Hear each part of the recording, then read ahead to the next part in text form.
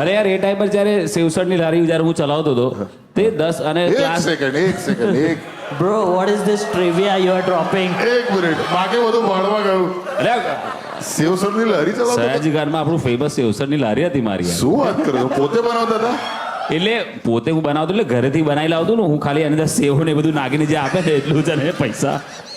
કારણ કે મારા પપ્પાની બાજુમાં ચાની લારી હા અને મારી આ તો એકચ્યુઅલી કેવું છે ડાન્સના આની અંદર સાંજનો ડાન્સ ક્લાસ હોય તો જોબ ના કરાય કારણ કે એ 8 વાગે છોડે.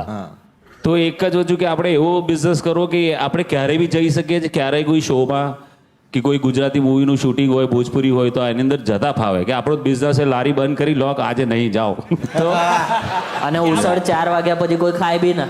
બહુ અને પરફેક્ટ. મારું તો એવું હતું કે એટલું ભૂખ લાગતી હતી કે ખાલી બોની કરવાનો હોય કે કોઈ બોની કરી જાય ને એના પછી હું જ ખાવું પહેલા.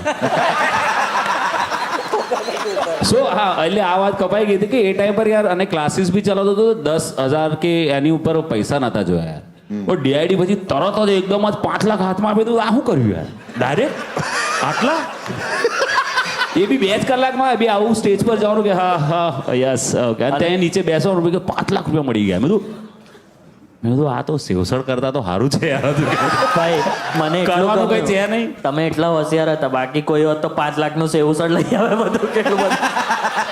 ના પણ ધર્મેશ સર તમે અગર સેવસળની લારીનું ચાલુ રાખ્યું હોત ને તો અત્યાર સુધી તો 5 કરોડ વેલ્યુએશન થઈ ગયું હોત. જે પ્રકારે વડોદરા સેવસળ ખાય છે